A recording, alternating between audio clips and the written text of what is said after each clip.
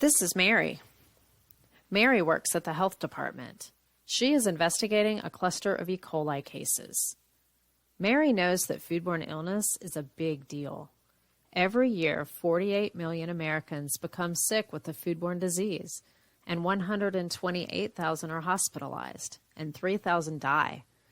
Plus, foodborne disease costs a lot of money to the sick people, to the food industry, and even the economy as a whole.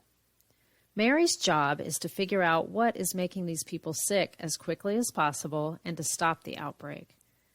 She interviews sick people and asks them a long list of questions. The questions are about things like where they have been and what they ate before they got sick to figure out what the people in the outbreak have in common. Maybe they all went to the same party, or traveled on the same cruise ship, or ate the same food product, or have the same kind of pet. Mary looks at her data. She can see that most of the sick people ate lettuce before they got sick.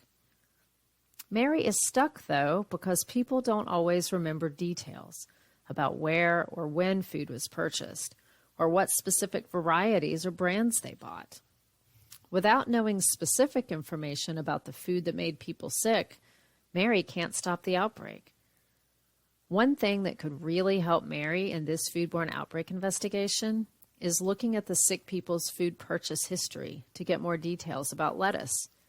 There are several ways that Mary can work with sick people and industry partners to get this information, including store shopper cards, receipts, and credit or debit card purchase information.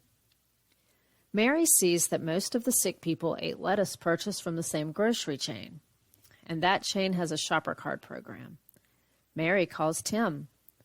Tim works on food safety at the grocery chain where the ill people shopped. He understands that shopper card information can provide details about when, where, and what type of food was purchased that people often forget.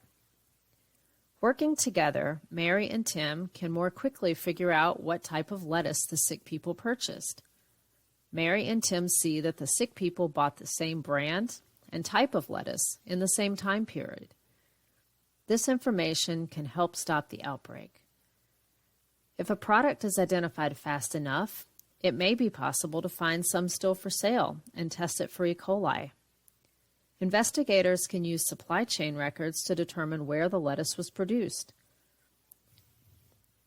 Using food purchase records, Mary and Tim worked together and figured out that contaminated lettuce was making people sick, and their work helped remove it from the market and the supply chain so that additional people stayed healthy. Both Mary and Tim have the same goal: to protect people by making sure food is safe and healthy.